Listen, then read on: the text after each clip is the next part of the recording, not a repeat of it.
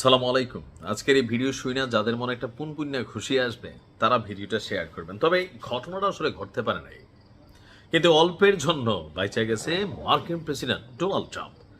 ট্রাম্পের একটা ভিডিও প্রকাশিত হবার পর প্রথমেই সবাই ধারণা করছিল এই বেটা কোনো মুসলিম এবং কি সে হয়তো ইরানের সমর্থক অথবা প্যালেস্টাইন অথবা ইরাক আফগানিস্তানের কোনো হয়তোবা নাগরিক। কিন্তু সবাইকে অবাক করে দিয়ে ট্রাম্পকে যেই নৈশভোজের প্রোগ্রামে জীবনের তরে শেষ করে দেওয়ার জন্য বড় একনলা বন্দুক নিয়ে ঢুকে গেছিল ওই ব্যক্তিটার নাম হচ্ছে টমাস অ্যালেন, অর্থাৎ একজন কি বলে যে মার্কিন যুক্তরাষ্ট্রের নাগরিক এবং কি একজন অমুসলিম নাগরিক, অন্য কোনো ধর্মের সে আছে কিনা জানি না।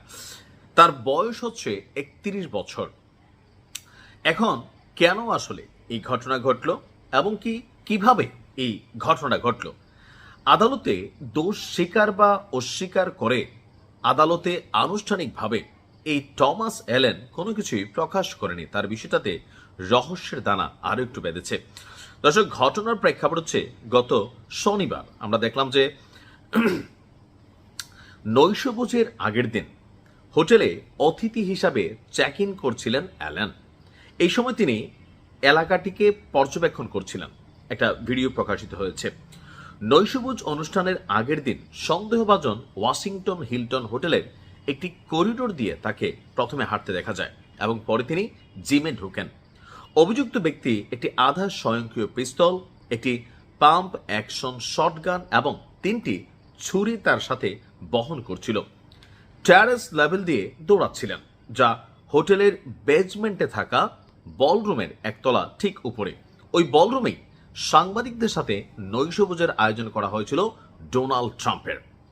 গুলির শব্দ শোনা মাত্রই মার্কিন president Donald Trump, vice president JD Vance এবং মন্ত্রিসভার সদস্য, হোয়াইট হাউসের অন্য কর্মকর্তাদের দ্রুত ঘটনাস্থল থেকে সরিয়ে নেওয়া হয়। গত বৃহস্পতিবার ওয়াশিংটন ডিসির অ্যাটর্নি জেনারেল পিরো এই এলাকার মধ্যে আপনার সামাজিক মাধ্যম এক্সে একটা ভিডিও প্রকাশিত হয়। মাত্র 4 সেকেন্ডেই মার্কিন যুক্তরাষ্ট্র প্রেসিডেন্টের জন্য যে নিরাপত্তা বলয় তৈরি করা হয়েছে সেই বলয় ভেঙে প্রায় ঢুকেই গিয়েছিল এই টমাস অ্যালেন। যুক্তরাষ্ট্রের ওয়াশিংটনে আপনার দেখা যায় যে মার্কিন প্রেসিডেন্ট ডোনাল্ড ট্রাম্পের উপস্থিতিতে আয়োজিত একটা সাংবাদিকদের সাথে নৈশভোজের প্রোগ্রামে একজন বন্দুকধারী হুট করেই ঢুকে পড়েন। হিলটন হোটেলের ডোরওয়েতে ঢুকে পড়েন এবং নিরাপত্তা চেক পয়েন্ট বিদ্যুৎ গতিতে অতিক্রম করেন। আর এই কাজটি করতে তার সময় লেগেছে মাত্র 4 সেকেন্ড। ভিডিওতে আমি দেখেছি এখানে অনেকগুলো মানুষ বসা ছিল, এমনকি নিরাপত্তা কর্মীরা একটু আরামে এসেছিল, বাকিরা অ্যালার্টিং পজিশনে ছিল। আর এখানে যে এমন একটা ঘটনা ঘটতে পারে এটা আসলে কারোর মাথায় আসে নাই। আমিও ভিডিওটা দেখার সময় বুঝতে পারিনি যে এখানে এমন কিছু ঘটবে।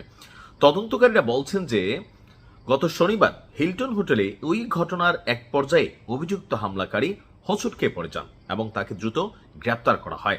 এখন হোঁচট খেয়ে পড়ে যাওয়ার যে বিষয়টা আমার কাছে মনে হয়েছে এন্ট্রি পয়েন্টে তাকে আসলে শুট করা হয়েছিল। তো এই বিষয়টাকে মার্কিন প্রশাসন অনেকটা ব্লার করে দিয়েছেন ভিডিও ফুটেজ যেটা প্রকাশিত হয়েছে। এখন কেন আসলে সে এই কাজটা করলো, তো এ নিয়ে তাকে ব্যাপক জিজ্ঞাসাবাদ করা হয়েছে, কিন্তু আপনার সে কোনো রকম মন্তব্য করেনি। তো ধারণা করা হচ্ছে যে মার্কিন যুক্তরাষ্ট্রের প্রেসিডেন্ট ডোনাল্ড ট্রাম্পের যেই ফ্যাসিস্ট টাইপ সিদ্ধান্তগুলো হয় বা যেই এই মুহূর্তে তার বিভিন্ন সিদ্ধান্তে বিশ্বজুড়ে যে অশান্তি, তারপর হচ্ছে যুদ্ধ বিগ্রহ, জনগণের জীবনযাত্রা, সারা পৃথিবী একটা চাপে পড়েছে এই ইরান আমেরিকা বিভিন্ন যুদ্ধকে কেন্দ্র করা। আর এগুলো সব কিছুর নাচের গুরু হচ্ছে ডোনাল্ড ট্রাম্প। ট্রাম্প যদি না থাকে পৃথিবী শান্ত হবে, হয়তোবা এই সেন্সেই ঘটনা ঘটাই দিছিল। তবে রাখি আল্লাহ মারেকে, কথা আছে না, ভালো মানুষ বেশি দিন বাঁচে না, আর বাকিগুলা লম্বা সময় বাঁচে। ভালো থাকুন, আসসালামু আলাইকুম।